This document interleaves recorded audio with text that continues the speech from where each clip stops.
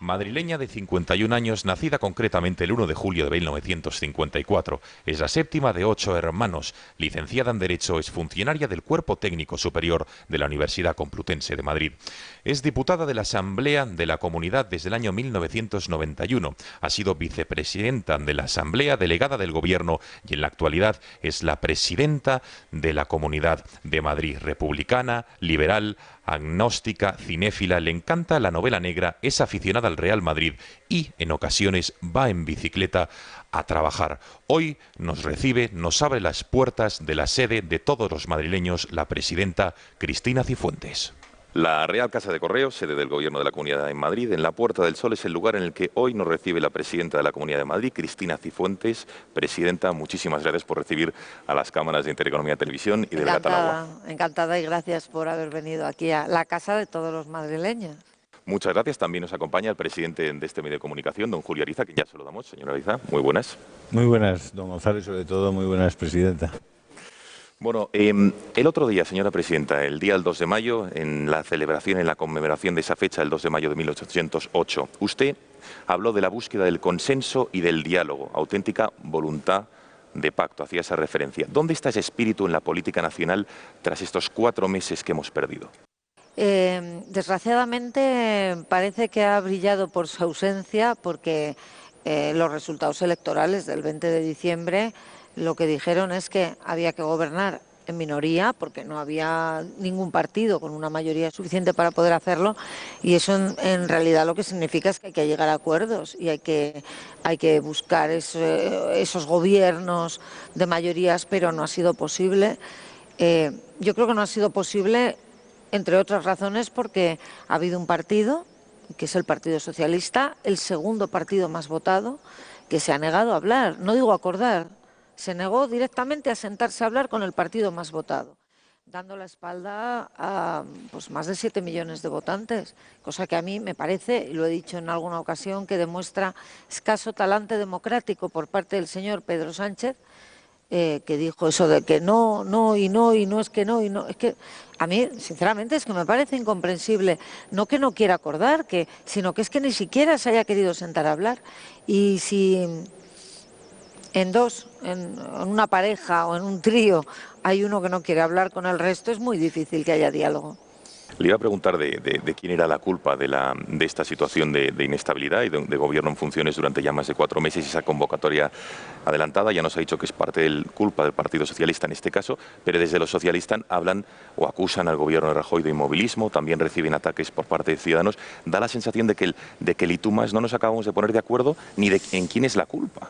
Bueno, yo más que culpa hablaría de responsabilidad, porque esto es un tema más de responsabilidad. Yo sí que creo que la responsabilidad es un poco de todos, pero es verdad que no todos son responsables en la misma medida. Yo creo, lo reitero, que el principal responsable tiene nombres y apellidos. Se llama Pedro Sánchez.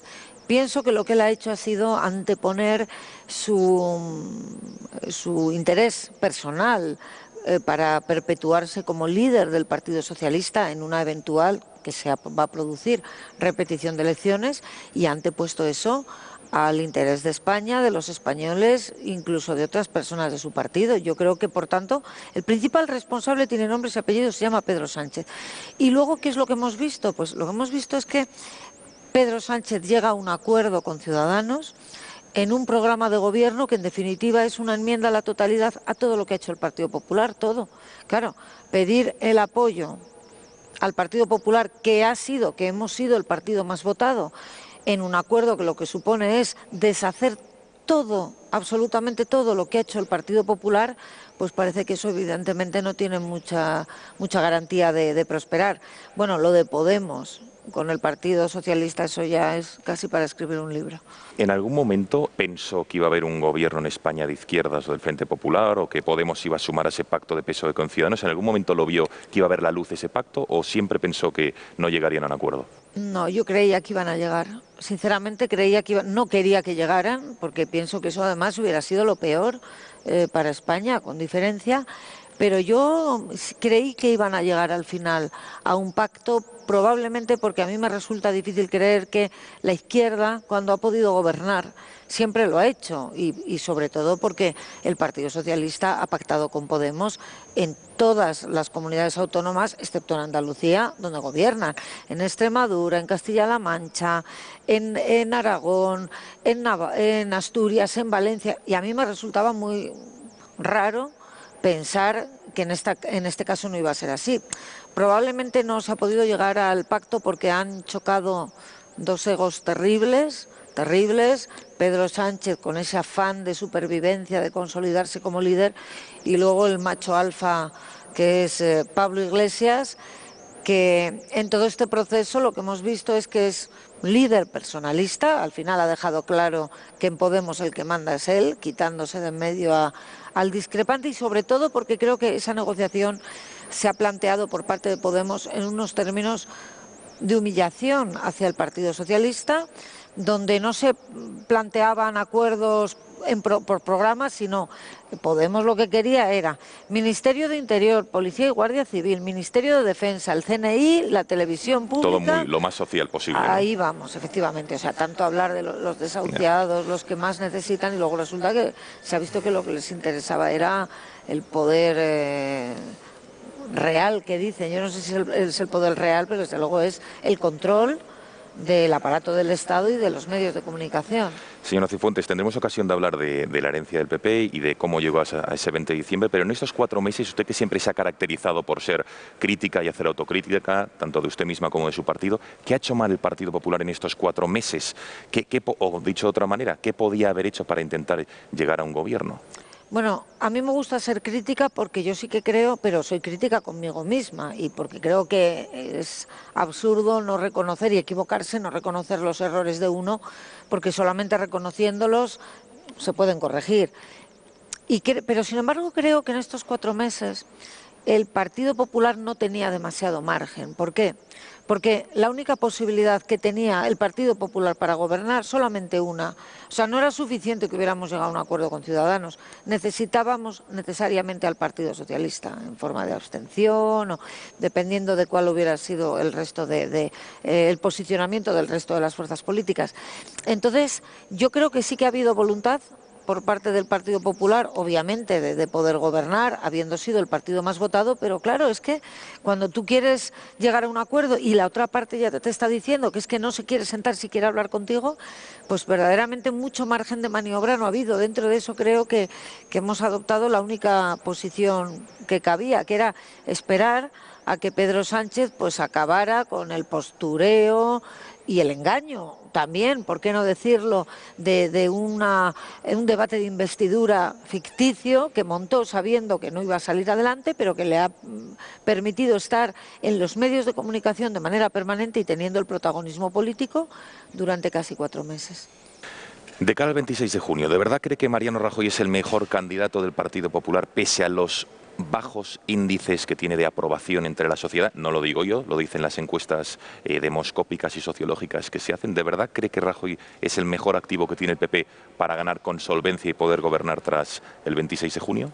Yo creo que sí, es nuestro candidato, es el candidato que apoya al Partido Popular. Yo creo que Rajoy ha sido un gran presidente porque ¿que hemos cometido errores? Indudablemente, claro que los hemos cometido, pero yo creo que poniéndolo todo en la balanza han sido muchos más los aciertos que los errores, y además creo que a Rajoy le ha tocado gobernar en el momento más difícil de nuestra historia reciente. Nosotros en España hemos pasado por situaciones muy complicadas, normalmente situaciones además que provocaban gobiernos socialistas, pero yo recuerdo cómo estaba España a finales del año 2011 y sobre todo durante el verano del 2012. España estaba al borde del precipicio, éramos un país a punto de ser rescatados, de ser intervenidos, con nuestra credibilidad por los suelos, éramos un enfermo terminal, y lo cierto es que después de 4 años de gobierno del gobierno de Mariano Rajoy, pues nosotros hemos ocupado un lugar en Europa, estando a la cabeza de Europa en creación de empleo y en crecimiento económico. Y yo creo que esto no ha sido por casualidad, sino como consecuencia de las políticas de Mariano Rajoy. Creo, por tanto, que ha sido un buen presidente, creo que es un buen candidato, es el candidato que ha ganado las elecciones. Yo creo que la bajada electoral del Partido Popular, que la hemos tenido y muy importante, no es responsabilidad exclusiva de Mariano Rajoy. Yo creo que aquí hay responsabilidades compartidas de todo el Gobierno y de todo el partido y de todas las personas que formamos parte del Partido Popular, ¿no? Yo no creo que se deba responsabilizar a una persona, y también creo que esa exigencia de algunos partidos de que es que el problema es que no pactamos con el PP porque no pactamos con Rajoy, a mí me parece que eso es un pretexto.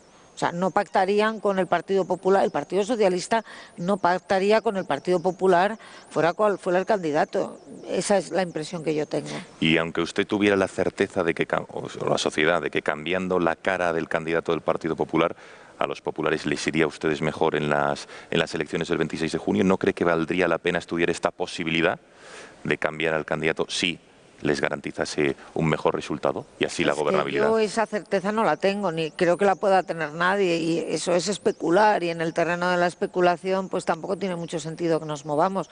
Hombre, los índices de aprobación del presidente del Gobierno son mucho peores que, por ejemplo, los suyos, o que los del presidente gallego, o que muchos otros que tienen un mayor respaldo. Sí, pero están menos quemados, por entendernos. Al final, cuando se habla de aprobación, de simpatía o de aceptación popular, es muy relativo, porque resulta que uno de los líderes que tiene más aceptación y más simpatía es Garzón, y sin embargo el líder de Izquierda Unida, bueno, ahora parece que se van ya a integrar en Podemos, pero sin embargo Garzón ha sido uno de los líderes menos votados. Por eso yo digo que lo de la aceptación es muy relativa. Al final creo que más allá de que una persona de bien en pantalla sea simpática o no, yo creo que lo que importa es buscar personas solventes, personas con una trayectoria, personas que tengan experiencia de gobierno, y creo que Rajoy cumple todos esos requisitos.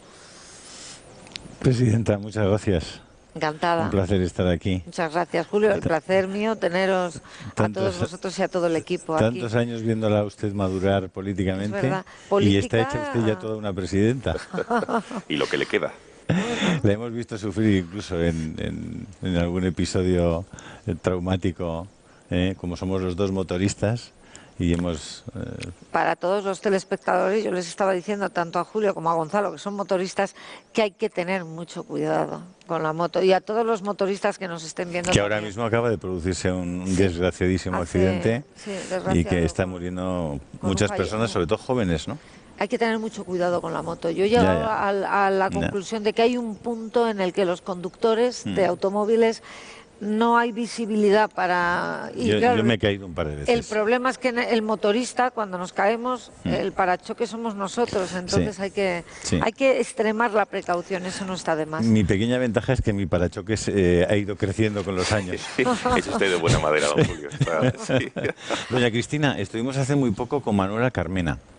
Y Manuela Carmena, ¿usted cree que Manuela Carmena es una mujer de izquierdas? Sí, yo creo que es una mujer de izquierdas y es una mujer ideológicamente pues con una... Entonces usted debe ser una mujer de derechas. Yo soy de centro derecha, sí, lo digo abiertamente. O sea, es usted una mujer de derechas. De centro derecha, sí. ¿Y qué diferencia habría entre el centro y la derecha, doña Cristina? Es una diferencia que a veces no está clara, porque el Partido Popular durante muchos años ha ocupado un espectro ideológico muy amplio, de la derecha más derecha a el centro más centro. Entonces, eso que provoca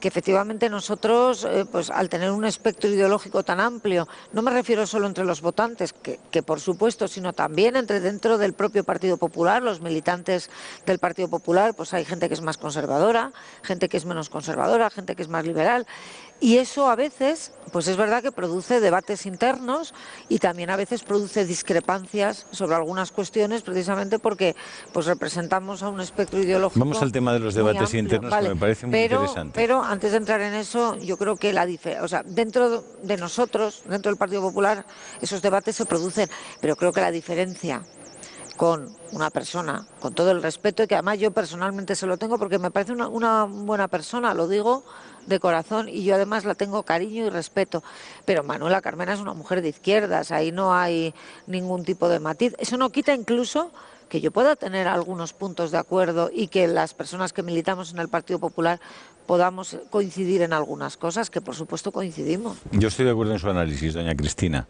Es verdad que el Partido Popular durante muchos años, desde un punto de vista de programa y sobre todo de concepción ideológica, ha tenido y ha cubierto un espectro muy amplio, siempre conservando unas raíces muy profundas en determinadas materias que usted conoce bien y que sin embargo han sido, sin ser sometidas al debate de los ciudadanos, ni de los afiliados, ni de los militantes, en estos 4 años han sido modificadas sustancialmente. Me estoy refiriendo, por ejemplo, el debate sobre el tema del matrimonio entre personas del mismo sexo. Usted misma en Sevilla presenta unas enmiendas sobre ese asunto que son rechazadas mayoritariamente por los afiliados y por la base del Partido Popular. Es decir, el propio Partido Popular le dice a quien le plantea una determinada modificación ideológica, le dice no, el Partido Popular debe seguir aquí.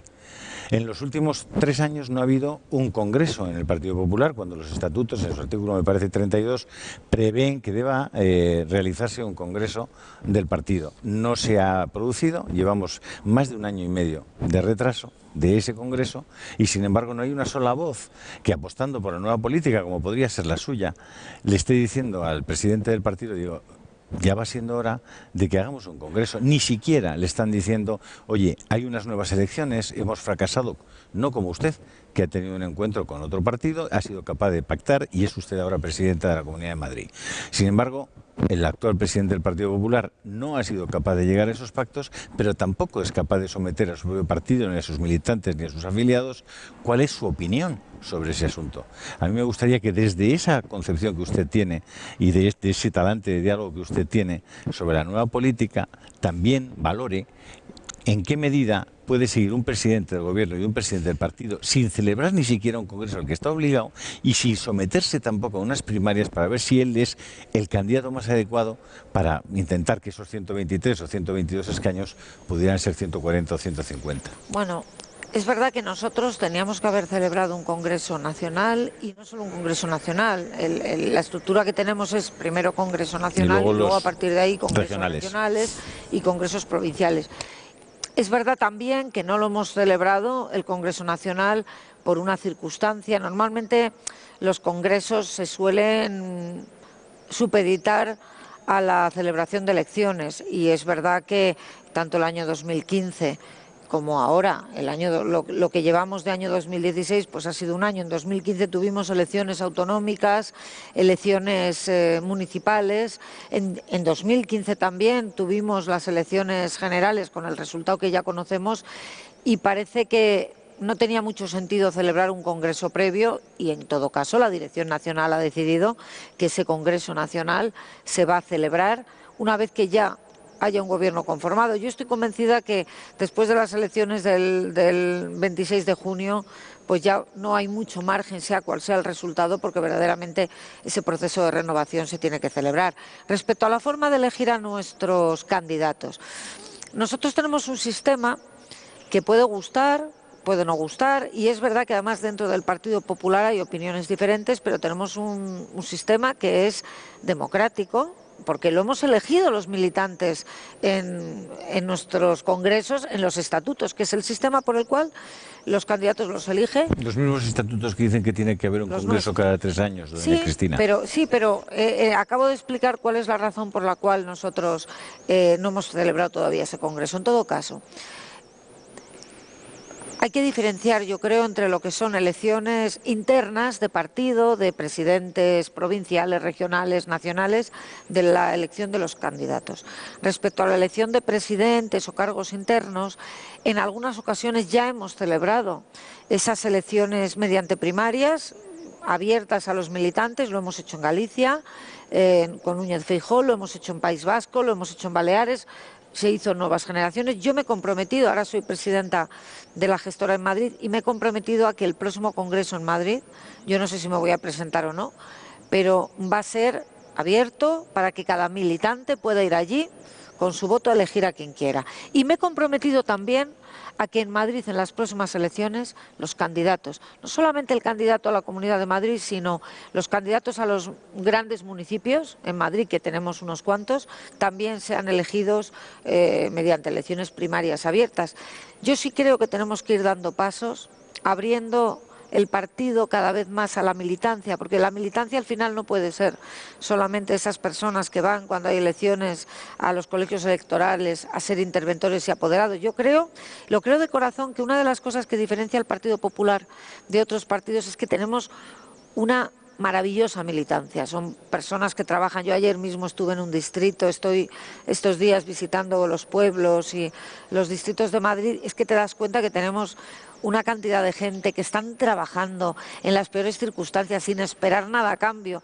Y creo que todo eso, a esa militancia nuestra, tenemos que devolverles parte de lo que han dado, y eso tenemos que hacerlo abriendo el partido a la militancia, que puedan participar mucho más en todo el proceso de decisiones. Usted se refería antes, a la pregunta de Gonzalo Vans, al tema de que Alberto Garzón era una persona muy reconocida en las encuestas, en el sentido de valorada, ¿no? Probablemente con un índice de conocimiento muchísimo menor al que puede tener Pedro Sánchez o el presidente del gobierno o el propio Pablo Iglesias, ¿no? Catapultado por las televisiones más afines al Partido Popular. Pero yo le pregunto a usted, ¿usted elegiría para ser candidato a cualquiera de los municipios o de la Comunidad de Madrid a alguien que el CIS le otorga un 81% de rechazo popular? Sinceramente, yo a la hora, si tuviera que... Bueno, yo prefiero no tener que designar candidatos, prefiero que los candidatos, como he dicho, los elijan los militantes en unas primarias abiertas. Pero si a mí alguien me preguntara mi opinión, yo sobre todo lo que trataría de mirar a la hora de ver un candidato es, más allá de la popularidad, miraría sobre todo la trayectoria, la preparación, el currículum y sobre todo la honestidad de esa persona. Porque claro, hay personas que pues tienen una trayectoria que parece que no resulta muy aconsejable que sean candidatos, y a pesar de todo que se me ha escapado usted de la pregunta. No, pero yo va usted para presidenta claramente, ¿eh? Ahora que va a haber elecciones gallegas, por ejemplo, hace bien poco, bueno, ya no les ha quedado más remedio, pues que resulta que el candidato y secretario general del Partido Socialista en Galicia era un señor que estaba imputado, no sé si eran 6 o 7, ¿no? Eran muchísimos delitos, todos ellos de corrupción. Bueno, afortunadamente ha renunciado a ser candidato. El anterior paraba mucho en las gasolineras, acuérdese. Sí, también, es verdad. Hablando de la regeneración, ¿por qué de Esperanza Aguirre me gustaría hablar? Que también, antes de saber qué valoración hace usted como de Esperanza Aguirre, sí que ha dicho que el Partido Popular necesita una renovación de arriba a abajo, que ella es partidaria de unas primarias para elegir al candidato, como usted, entiendo yo, al presidente del gobierno en las elecciones del próximo 26 de junio, y que ha pedido al PP que deje de ser socialdemócrata. Más allá de las diferencias o no que pueda usted tener con la señora Aguirre, ¿qué le parece estas declaraciones? ¿O por qué usted defiende las primarias siempre, pero no de cara al 26 de junio? Más allá del Congreso del PP, primarias para la elección del candidato.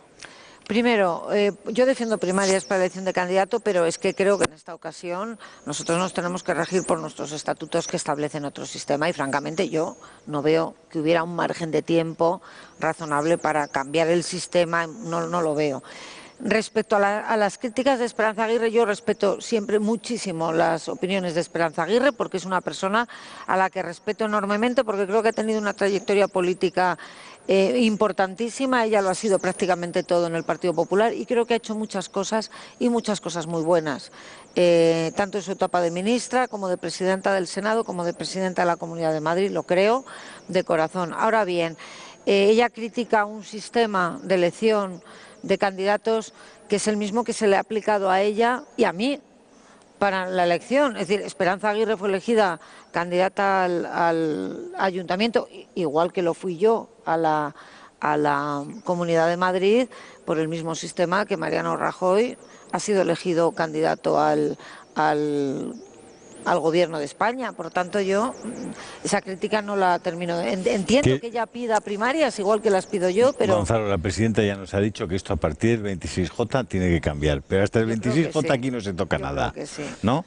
Una cosa, presidenta... No, pero sí quiero contestar, porque eso de que somos socialdemócratas, bueno, a ver... Eso lo ha dicho Aguirre, no yo. Sí, pero yo quiero decir algo, a ver...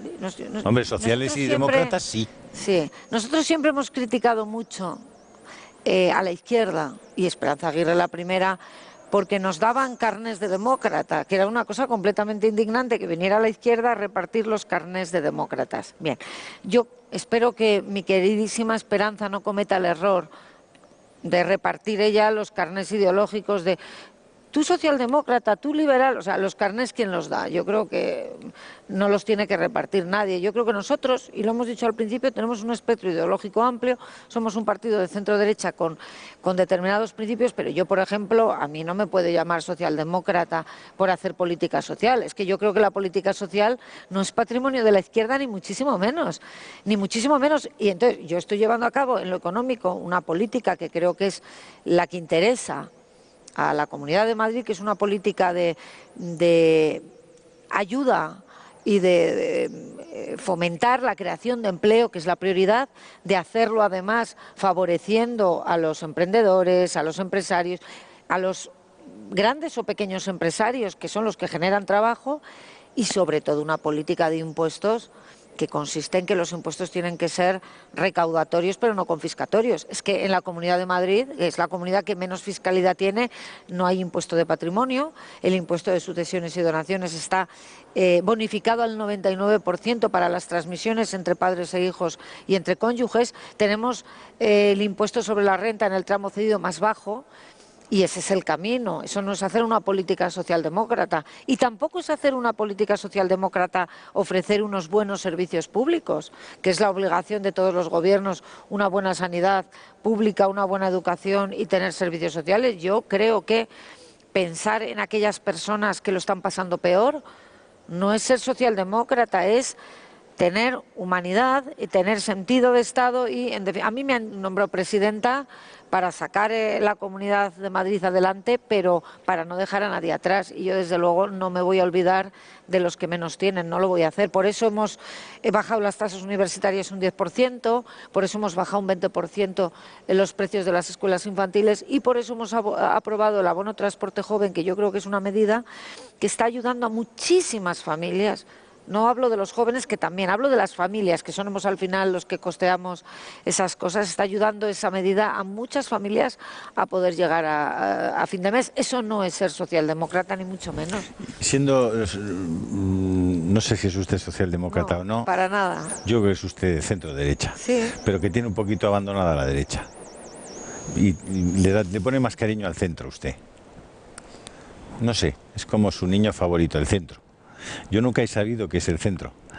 Y respecto a la derecha le quiero preguntar algunas cosas. Usted es licenciada en Derecho y por tanto usted conoce el derecho constitucional y usted se manifiesta como demócrata, como una mujer que cree en la democracia. ¿La democracia es un medio o un fin, doña Cristina? Es una pregunta complicada. Yo creo que la democracia es sobre todo un sistema político que tenemos que es bueno y además yo creo que es el mejor, que tiene dígame defectos, usted tres cuestiones que no puedan ser sometidas al arbitrio de la decisión de la mayoría. Bueno, yo creo que es decir, ¿hay cuestiones predemocráticas? Yo creo que en una democracia, en un sistema democrático donde es el pueblo, el ciudadano en definitiva quien decide, al final el pueblo lo decide todo. La diferencia quizá es la forma en la cual lo decide. Nosotros tenemos una democracia representativa. ¿Eso qué significa? Pues que en nuestra democracia representativa los ciudadanos cada 4 años o cada X años eligen a sus representantes, que son a su vez los que legislan, los que toman determinadas decisiones. Cristina, no se me escape, que es usted jurista. No hay cuestiones predemocráticas, porque usted acaba de decir algo que a mí me ha chirriado muchísimo. Dice, el pueblo al final lo decide todo. En 1973, Alemania, el pueblo por mayoría absoluta le da el poder a Hitler. El pueblo lo decidió todo. En 1933 el pueblo se equivocó. A ese pueblo había que decirle que había cuestiones que no se podían decidir. Por ejemplo, imagine usted que un pueblo decide que el canibalismo es correcto. Pues no se le puede dejar al pueblo decidir eso. Aunque haya visto 15 programas de televisión las semanas antes que le hayan convencido de que el canibalismo es correcto.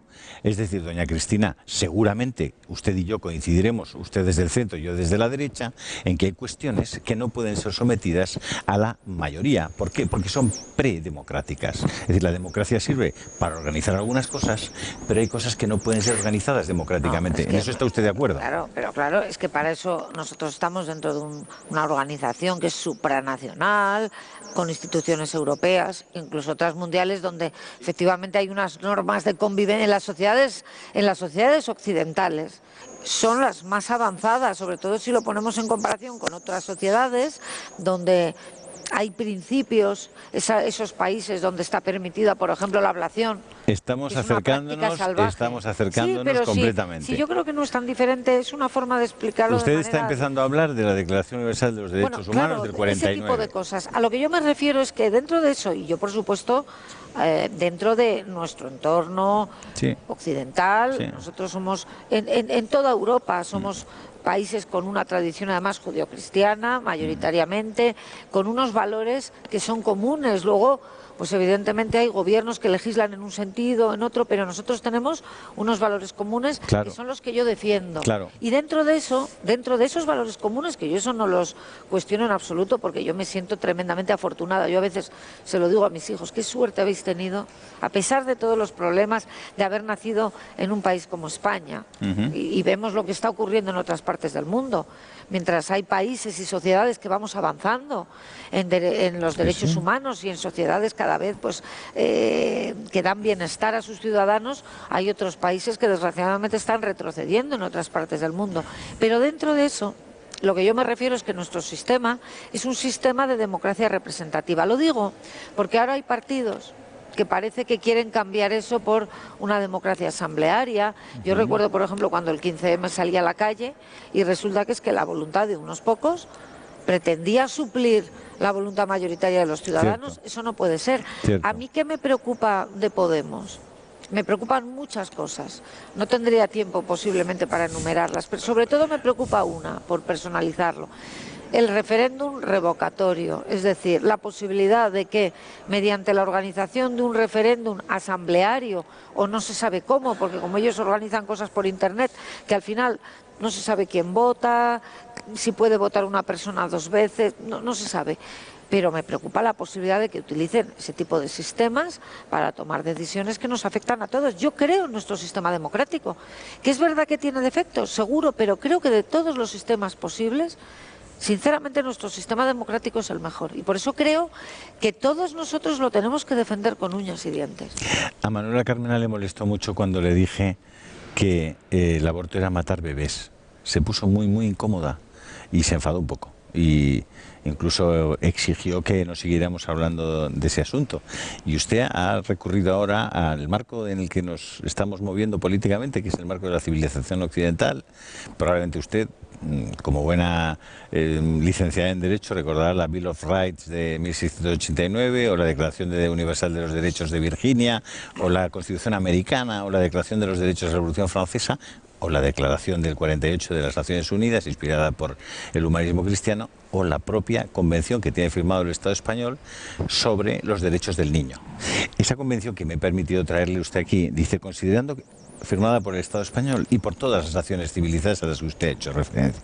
Dice, considerando que el niño, por su falta de madurez física y mental, necesita protección y cuidado especiales, incluso la debida protección legal, tanto antes como después del nacimiento.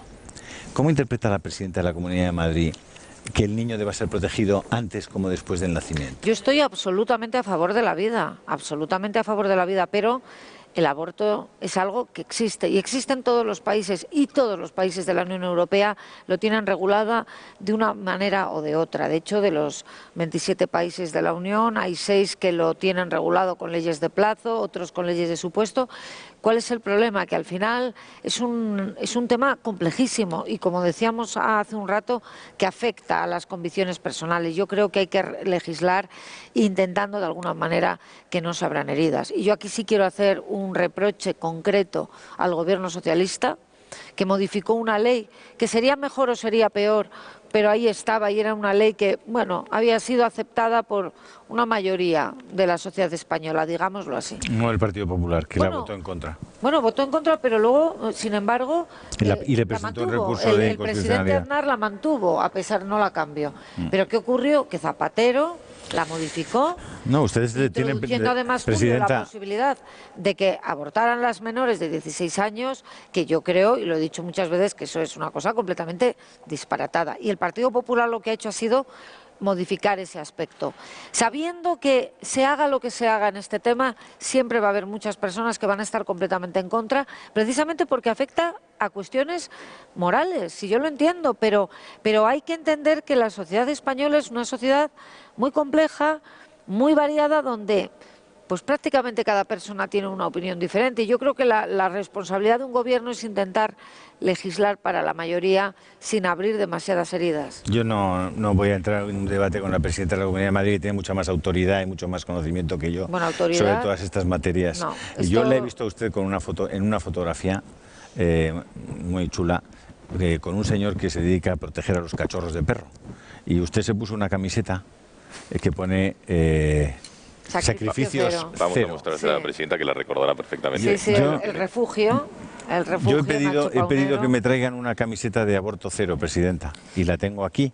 ¿Usted se podría esa camiseta o se podría solo la de los cachorros? A ver, Julio, es que de verdad es mezclar cosas que es que se puede defender la vida y se puede defender también y ser amante de los animales. El sacrificio cero. Yo lo soy, ¿eh? Segundo, el sacrificio cero de los animales domésticos. Yo me pongo domésticos. las dos camisetas. Claro, el sacrificio cero de los animales domésticos a lo que se refiere es a una cosa muy concreta. Es que en estos momentos, en muchas partes de España y en Madrid, cuando se abandona un animal en la calle y se le lleva a un matadero, si en un periodo de que son unas pocas semanas nadie lo recoge, en la protectora que yo le aplaudo se les mata. Eso, que le aplaudo. Pero y lo comparto. Lo que no se puede, Julio, yo sinceramente creo que ¿Usted no se pone una camiseta de aborto pero cero? que no es que me ponga una camiseta, me la deje de poner, es que cuando hablamos de personas, hablamos de personas. Claro. Cuando hablamos de animales son cosas que... Yo tengo 2 gatitas y las adoro, pero quiero más a mis hijos. Sí, de lo que estoy hablando es de cero. Pero quiero más a mis hijos. No de personas y de animales. A ver, Julio, yo a lo que me refiero de verdad es que cuando hablamos del aborto,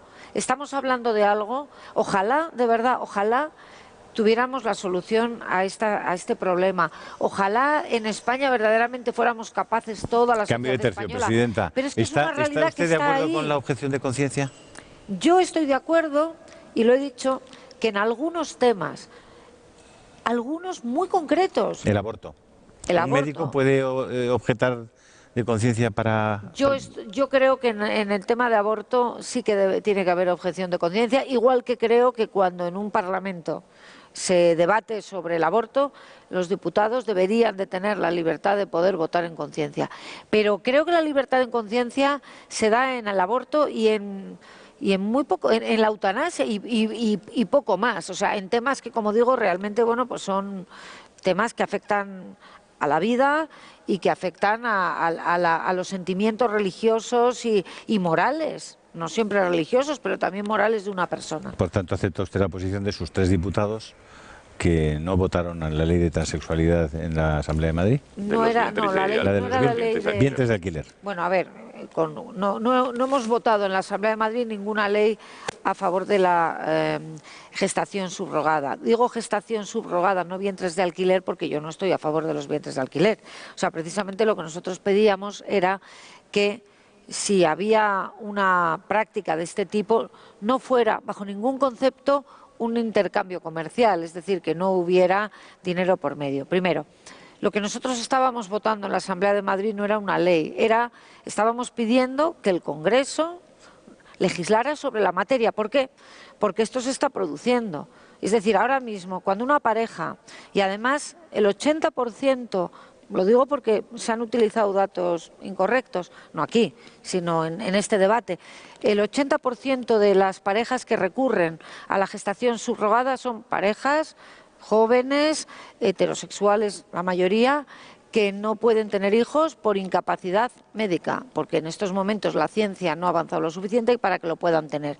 En muchos casos, además, utilizando los propios óvulos de la mujer y el propio esperma del hombre, del marido, de la pareja. ¿Y cuál es el problema? Que ahora mismo las personas que tienen dinero pueden ir a otros países a poder tener hijos mediante estas... Sí, se van a California. Sí, bueno, a California o a otros países. Nosotros lo que estábamos pidiendo en la Asamblea era precisamente para facilitar que esas parejas que quieren tener hijos y no pueden hacerlo, se regulara de alguna forma esa gestación subrogada, pero, y esto sí fue una condición que impusimos en el Partido Popular, eso se hiciera garantizando que bajo ningún concepto iba a ser un negocio o una práctica donde hubiera una prestación económica, sino es decir, que la mujer lo haría voluntariamente, claro, que quedaría 9 meses embarazada. De forma completamente altruista, pues porque hay gente que efectivamente bueno, en algunos casos ha habido incluso algún miembro de la familia, una hermana, que ha ayudado a que una persona pueda tener hijos. En todo caso, en esa votación hubo 3 diputados que votaron en contra y obviamente pues, están en su derecho de hacerlo.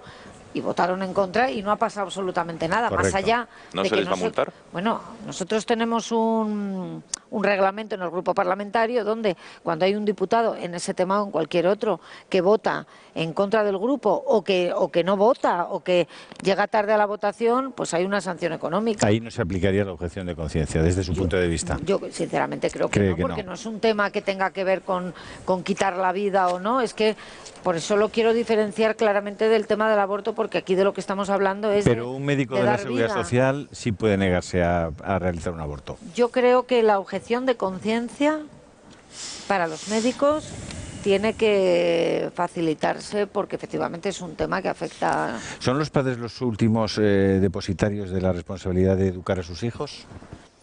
Yo creo que los padres tienen que tener y se tiene que garantizar, y el Estado está obligado, y en este caso la comunidad autónoma está obligada a garantizar la libertad de elección de la forma o del tipo de la clase de educación, la forma de educación que reciben nuestros hijos. Y eso hay que garantizarlo. ¿Cheque escolar sí o no? Bueno, más que cheque, el cheque escolar es un debate recurrente, es una de las posibilidades. Nosotros no estamos utilizando el cheque escolar, estamos utilizando el concierto con la escuela concertada, con los centros concertados, para que efectivamente esa libertad de elección de los padres sea posible. Y además, cuando se habla de libertad de elección, hay que decirlo muy claramente, la única forma de garantizar la libertad de elección es financiando la educación concertada, no hay otra, porque aquí todo el mundo habla de libertad. ¿Coincide usted, doña Cristina, en que los conciertos no pueden ser para las escuelas de educación diferenciada? No, yo creo que la libertad de elección precisamente supone que tiene que haber la posibilidad de los padres de que puedan llevar a sus hijos al colegio que quieran, por supuesto siempre que sean centros que respeten los valores democráticos, pero pues es que hay educación de diferente tipo y eso no... Hay padres que eligen libremente ese tipo de educación. Nosotros no hemos modificado ningún concierto de los que ya estaban suscritos con centros de estas características. ¿Ahí tienen ustedes alguna diferencia con Ciudadanos? Pues sinceramente no lo sé, porque el problema de Ciudadanos es que Ciudadanos no está a favor del concierto en los colegios que diferencian. Sí. En esto sí, y luego también es verdad que Ciudadanos defiende la educación concertada, pero luego pues a veces en las actuaciones suyas eso no queda tan claro. Yo espero y confío en que en todo lo que tenga que ver con libertad de educación y con hacer efectiva esa libertad de elección de los padres, yo confío en que nos apoyen a lo largo de toda la legislatura en esas materias. Un par de temas más dentro del ámbito social que hemos abierto con las preguntas de don Julio. Que por lo menos han causado estupor o han desconcertado a su electorado. ¿Puedo decir una cosa respecto a la libertad de educación? Es que creo que es importante también señalar, porque creo que es la única comunidad de Madrid donde esa libertad de elección es tal que incluso nosotros funcionamos como distrito único, es decir, en otros lugares y antes, cuando gobernaban aquí otros partidos, aquí solo podías llevar a tus hijos al colegio que tenías al lado de tu casa. Y eso ahora el Partido Popular lo ha cambiado. Y entonces hay libertad de elección, tú puedes llevar a tus hijos al colegio que quieras. El de al lado de tu casa, el de al lado de tu trabajo, el de al lado de casa de los abuelos. Y creo que eso también es un avance importante y positivo a favor de la libertad de elección. Le digo una cosa, importantísimo. Y yo creo, desde ese punto de vista, yo me siento especialmente orgulloso de vivir en una comunidad como la de Madrid, tanto en la elección de centro sanitario como en la elección de centro educativo. Creo sinceramente que desde ese punto de vista el gobierno de Madrid ha sido y es el mejor gobierno desde el punto de vista de respeto a las libertades que hay en España. Muchas gracias, pero es que es un tema importante a destacar porque en sanidad ocurre lo mismo. Es que cada madrileño puede elegir el hospital que quiera, el centro de salud que quiera, el médico de cabecera que quiera, el especialista, hasta la enfermera que quiera, y esto verdaderamente es algo que creo que más allá de criticar, y evidentemente siempre hay cosas que hay que cambiar, pero es un valor que tenemos que poner sobre la mesa, porque verdaderamente eso convierte nuestro sistema educativo y nuestro sistema sanitario en unos sistemas con una alta calidad. Ven cómo están de acuerdo en muchas más cosas de lo que aparentemente. Doña Cristina y yo, pero 90%. ¿Cómo no vamos a estar de acuerdo? Si yo he estado en Intereconomía como tertuliana durante años y hemos debatido todo tipo de cosas. Bueno, no crea, Pablo Iglesias también. Bueno, antes... Y se nos criticó por ello. Es que nosotros abríamos el espectro a todos todo el mundo. Incluso a los ministros del Partido Popular. Sí, está para bien. Que se haga usted una idea. Debatir con todos. Nos queda ya muy poco tiempo, Presidenta, así que le rogaría que vamos a...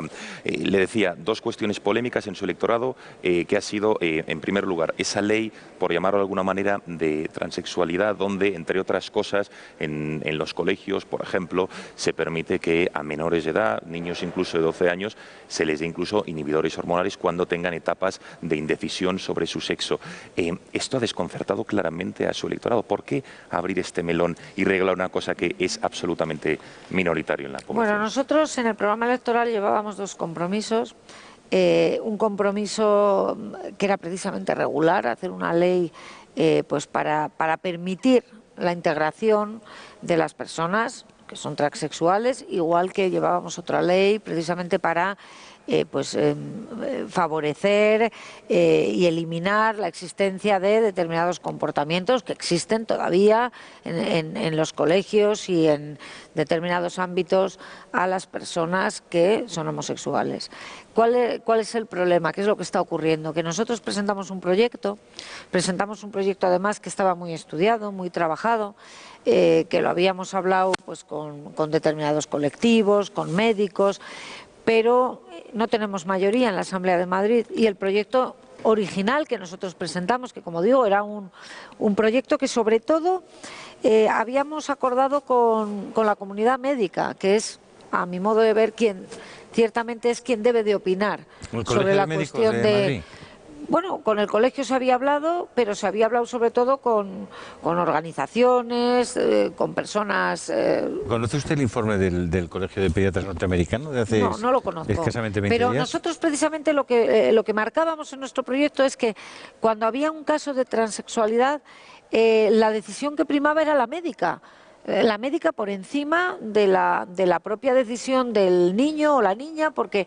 Incluso de los padres, señora Presidenta. Ahí vamos, sí, porque entendemos que un niño pequeño no está en condiciones de conocer muchas veces cuál es su propia identidad sexual, y por eso entendíamos, y en nuestro proyecto así iba, contemplado que debía de ser una decisión médica en el proyecto que presentamos. ¿Cuál es el problema? Que nosotros en la Asamblea de Madrid, el Partido Popular no tiene mayoría, y en este caso el Partido Socialista, junto con Podemos y junto con Ciudadanos, han presentado un proyecto diferente. El nuestro lo echaron atrás, se votó que no, y lo que se ha tramitado en la Asamblea de Madrid ha sido un proyecto que es del Partido Socialista, de Ciudadanos y de Podemos, que lo han sacado ellos adelante con sus votos, donde efectivamente se recogen cuestiones que son muy discutibles, porque, pues francamente, yo creo que es más válida la opinión de un profesional de la medicina que de un niño de corta edad, que probablemente tiene una confusión. Claro. Sobre todo cuando yo creo que vale la pena. temprana. Se lo voy a hacer llegar, Presidenta, porque además usted lo valorará. Sí, pero el problema, Julio, es que nosotros, yo lo insisto, porque en la Asamblea de Madrid se están aprobando cosas con el voto del Partido Socialista, de Podemos y de Ciudadanos, lo que yo llamo el tripartito de oposición, que es verdad, yo lo digo abiertamente, yo estoy gobernando gracias al apoyo de Ciudadanos, que votó a favor en el acuerdo de investidura. Pero la verdad también es que en el día a día Ciudadanos en muchas ocasiones vota con el Partido Socialista y con Podemos, sí, y esta es una de ellas. Es evidente que ahí hay diferencias ideológicas importantes. Para alguien como yo, que es padre de 6 hijos, por ejemplo, o que tiene 10 nietos, como es mi caso, el hecho de que alguien pretenda imponer en el aula donde yo he decidido llevar a mi hijo, que por cierto, agradezco que el Partido Popular me garantice esa libertad de elección de aula. Pueden entrar unos señores de unos colectivos a explicarles a mis nietos o a mis hijos asuntos que entran directamente en conflicto con las cosas que yo creo y pienso. No me parece razonable. Por eso yo sí que les pido a los políticos del Partido Popular que al menos me garanticen mi libertad para educar a mis hijos. Libertad, por cierto, recogida en todas las convenciones de derechos de las Naciones Unidas o de las propias instituciones. Pero explique el caso, se refiere a que entre, por ejemplo, colectivos del colectivo. Sí, sabe, la presidenta sabe muy bien a qué me Ya, lo digo para aclarar a los espectadores. Es decir, presidenta, pueden ustedes hacer 1000 leyes diciendo que entre 2 hombres o 2 mujeres existe el matrimonio. Pero si ustedes hacen 1000 leyes diciendo que la compraventa consiste en entregar una cosa y no entregar un dinero a cambio, pues serán inútiles, porque la compraventa es un contrato jurídico que tiene unas condiciones. El matrimonio es un contrato jurídico que tiene unas condiciones, que es un señor con una señora de forma estable. Ustedes quieren cambiar eso, y Zapatero lo quiso cambiar y lo hizo, con una oposición, por cierto, maravillosa del Partido Popular, que presentó un recurso de constitucionalidad que es espectacular, porque las razones antropológicas, sociológicas y jurídicas son formidables. Sin embargo, el Partido Popular, en la última etapa, ha decidido echar para atrás todo lo que había creído y defendido, y defender cosas que ahora no solamente tenemos que... Y eso creo, presidenta, que ustedes en esa misma línea de protección y de respeto a la libertad deberían cambiar. Yo creo que efectivamente hay que proteger, y lo he dicho hace un momento y lo reitero, y yo lo defiendo, la libertad de educación de los padres, del modelo educativo y de los principios y valores que se inculcan a los hijos, que son, por otra parte, los de nuestro sistema democrático. Pero también entiendo que eso es perfectamente compatible, y además esa primera esa primera parte queda garantizado con la libertad de elección de centro, pero creo que eso es compatible también con educar a las personas en la tolerancia, porque nosotros somos una sociedad tolerante, que tenemos que aprender a aceptar a la persona que es diferente, que piensa de manera diferente, pero es que yo pienso que ambas cosas son perfectamente compatibles.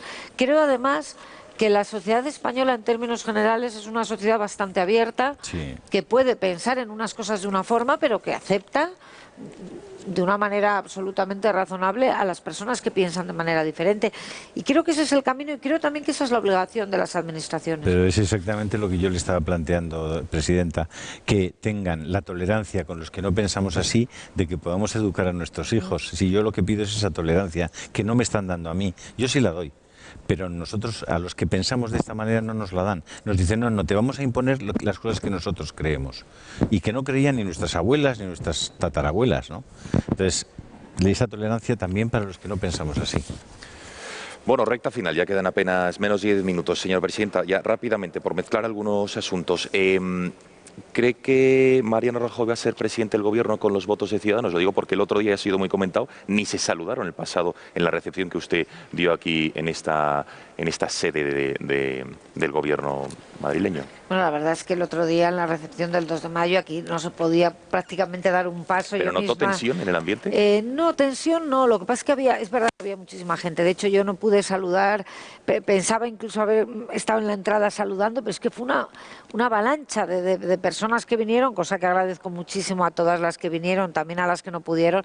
Y desde aquí aprovecho también para saludar a todas las personas a las que no lo pude hacer. No creo verdaderamente que fuera intencionado.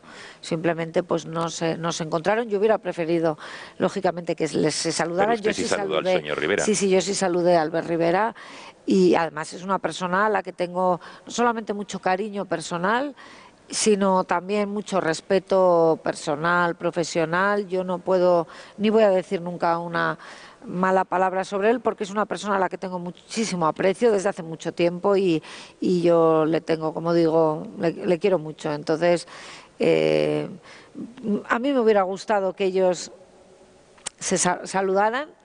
No pudo ser, pero bueno, tampoco creo que eso haya que darle y sacarle un significado diferente.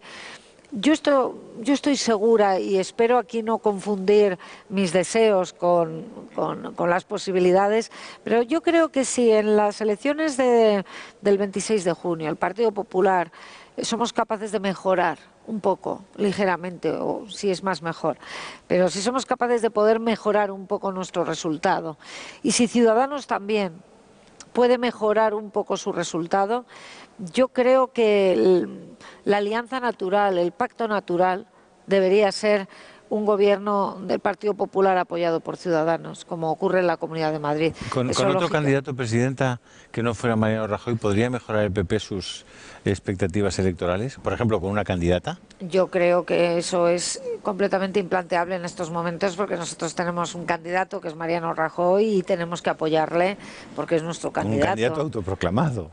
Bueno, ¿no? Autoproclamado, ¿no? Volvemos, entramos en el bucle, eterno retorno, volvemos otra vez a lo que ya hemos hablado. Uno acaba pisando siempre. Lo que pasa es que es verdad que a mí lo que me preocupa, en ese sentido, hablando de Ciudadanos, es lo que ha ocurrido en los últimos meses, porque lo que hemos visto después del 20 de diciembre es que Ciudadanos ha llegado a un acuerdo con el Partido Socialista. Entonces, yo creo que hay muchos votantes de Ciudadanos, o algunos votantes de Ciudadanos, que eran votantes del Partido Popular, que han dejado de votar al Partido Popular porque están enfadados, porque nos han querido dar un voto de castigo por las razones que sea, pero hay votantes de Ciudadanos que eran antiguos votantes del Partido Popular que no quieren que gobierne el Partido Socialista. Entonces, de hecho, usted dijo el otro día que votar a Ciudadanos es votar socialista. Porque me refería a esto, que con lo que hemos visto, ese acuerdo fallido, pero acuerdo de investidura que ha habido entre Ciudadanos y el Partido Socialista, yo creo que ha habido votantes de Ciudadanos que se han sentido decepcionados porque ellos no han votado Ciudadanos para que gobernara el Partido Socialista. Eso lo veremos en las urnas. Ahora le preguntaremos sobre sus aspiraciones, que nos gustaría cerrar la entrevista con ello, pero de Rita Maestre, sobre el burofax, ese que le envió para que rectificase las declaraciones duras que dijo que usted, que su actuación como delegada del Gobierno era pegar a la gente y que era jefa de los que apaleaban a los manifestantes del 15M en Sol. No solo nos rectificó, sino que porque dijo que sería faltar a la verdad. ¿Qué va a hacer? ¿Va a emprender esas acciones legales que dijo? Bueno, yo le he mandado el burofax, le he mandado 2, porque dijo que el primero no lo había recibido. Lo estoy haciendo por consejo de mi abogado, que además estoy utilizando un abogado particular. Lo digo porque como aquí todo el mundo tiende a confundir lo público y lo privado, yo no voy a utilizar en este asunto los servicios jurídicos de la Comunidad de Madrid para este asunto. Mi abogado, magnífico penalista, me recomendó que primero exigiera vía burofax una rectificación legal. Ella lo que dice es que no ha recibido el burofax, se lo he mandado ya 2 veces. En todo caso, estoy esperando un tiempo prudencial y yo lo que voy a hacer es exactamente lo que mi abogado me diga. Y desde luego estoy dispuesta a llegar al final, porque lo que no le voy a consentir a esta señora, que no es una ciudadana cualquiera, que es la portavoz del Ayuntamiento de Madrid, concejala del Ayuntamiento de Madrid, es que difame tan gravemente a las fuerzas y cuerpos de seguridad del Estado. O sea, ¿cómo puede decir esta señora que la Policía Nacional, que es el cuerpo junto con la Guardia Civil más valorado por toda la sociedad española, que son los que nos defienden de la delincuencia, los que garantizan nuestra convivencia, es un cuerpo represor? Y desde luego lo que yo no le voy a consentir... Pues lo quería controlar el señor Iglesias, fue una de las peticiones que le hizo por eso al lo que yo señor no voy a consentirle a la señora Maestre es que diga que mi actuación como delegada del Gobierno, que es el cargo político del que yo más orgullosa me he sentido precisamente como jefa de la Policía y de la Guardia Civil, que es que yo me dedicaba a pegar gente, porque yo no he pegado a nadie en mi vida. Yo no he pegado ni a mis hijos cuando eran pequeños, ni les he llegado a dar un cachete. Ahora también quiero decir una cosa, estas palabras dichas por una persona para quien... el escrache que sufrió su compañero, el señor Barbero. Lo llaman acoso. Lo llaman acoso. Libertad de expresión, el que usted recibió cuando era delegada. O sea, que a mí me escrachen, que me insulten, que me escupan en la puerta de mi casa, ya le parece algo completamente normal, y libertad de expresión. Y yo creo que efectivamente en ambos casos fueron circunstancias diferentes. Yo condeno los dos, A diferencia de la señora Maestre, yo creo que el escrache no es admisible en democracia. Ni el mío, ni el señor Barbero. Pero es verdad que fueron cosas diferentes, porque el señor Barbero iba con 7 u 8 escoltas y yo iba sola. El señor Barbero estaba en la puerta del Ayuntamiento de Madrid, que salió a una manifestación de policías municipales. Y yo estaba en la puerta de mi casa. Y el señor Barbero tenía ahí un coche oficial que le estaba esperando, y que le sacó de allí a toda velocidad, y yo no tenía coche oficial. O sea que efectivamente las circunstancias del escrache del señor Barbero y del mío no fueron las mismas.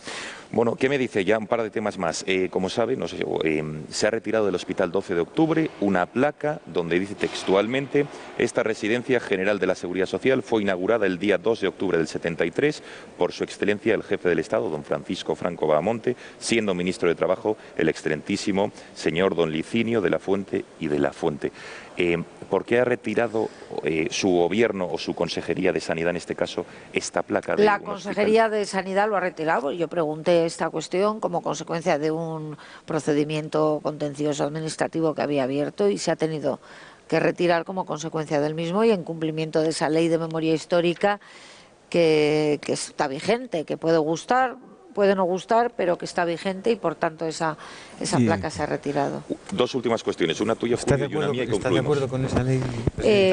Mire, yo las leyes las tengo que acatar todas, como no puede ser de otra manera, pero a mí me parece que hay leyes que más que unir lo que hacen es dividir. Nosotros pasamos una circunstancia terrible que fue la guerra civil, donde hubo muchos muertos en ambos bandos, y yo creo que lo que tendríamos que hacer ya de verdad de una vez es pasar esa página tan dolorosa en nuestra historia y no estar todo el día recreándonos en dividir a la sociedad española, que parece que es lo que algunos de manera muy interesada quieren hacer. A mí me dicen que tengo que poner aquí una placa en la Puerta del Sol en recuerdo de las víctimas, los represaliados del franquismo, y yo lo haré el día que se pongan también una placa en todas las checas que hubo a lo ancho y largo de la ciudad de Madrid, pero verdaderamente creo que es un error histórico no cerrar de una vez esas heridas y seguir enfrentando a la sociedad española con un asunto que es tan doloroso, si es que todas las familias tuvimos muertos en ambos bandos, y creo que hay que mirar hacia el futuro, no estar permanentemente mirando hacia el pasado. Ya por último, señora presidenta, ¿dónde acaba la carrera política de Cristina Cifuentes? ¿La presidencia de la Comunidad de Madrid es su última estación? Yo no me planteo mi paso por la política... ¿Le gustaría ser presidenta del gobierno? No, yo no me planteo mi paso por la política como una carrera, no lo he hecho nunca, y gracias a Dios eso es lo que a mí me ha permitido poder disfrutar enormemente de todos los lugares donde he estado. Para mí la política es servicio público, servir a los ciudadanos. Yo era inmensamente feliz siendo delegada del gobierno, me hubiera quedado allí encantada, y ahora pues tengo el inmenso orgullo y honor de poder ser presidenta de la Comunidad de Madrid, sobre todo porque desde la Comunidad de Madrid puedo hacer muchas cosas a veces pequeñas, pero que tú ves que tienen de verdad una repercusión en la vida de los ciudadanos. Yo no me planteo absolutamente nada. Para mí, además... No se lo plantea, pero ¿le gustaría o no servir a los españoles con orgullo y la misma felicidad que ha sido siendo delegada y presidenta? Gonzalo, es que es algo que ni me planteo. Yo, después de mi accidente, que tuve muy grave hace 2 años y medio, el futuro me lo planteo a corto plazo. Y es que es algo que ni se me pasa por la imaginación, lo digo de verdad. Bueno, don Julio, acabamos con un presente, con un regalo para la presidenta, ¿no? Sí, yo creo que ya hoy se ha ganado el gato al agua. Se lo había ganado ya. Después de tantos años. Nunca se lo había llevado. Después de tanto, bueno, lo gané muchas veces, pero luego no me lo llevaba. Señora, pues aquí lo tiene. Bueno, Cifuentes, muchísimas gracias. Lo voy a poner en mi despacho. Sí, gracias. Es historia ya, Cristina. Hombre, bueno, el tiempo se nos echa encima. Gracias por su tiempo y por esta invitación, y esperamos verla dentro de poco otra vez en el Gato al Agua y en Intereconomía. Ya sabe que es su casa. Estupendo. Torea muy bien la presidenta, ¿eh? Francamente.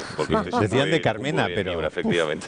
Bueno, es que yo soy taurina, porque yo defiendo también la fiesta de los toros. Yo sé que esto ahora políticamente es poco correcto, pero a mí no me importa. Tenemos que defender las tradiciones y parte de la cultura. Como sí, decía yo que esta entrevista tenía que ser de 2 horas. Señora Cifuentes, muchísimas gracias. Muchas gracias. Hasta postre. Gracias. Hasta ahora. Un abrazo a todos. Muchas gracias. Cristina Cifuentes con el Gato al Agua, una entrevista que sin duda habrá generado multitud de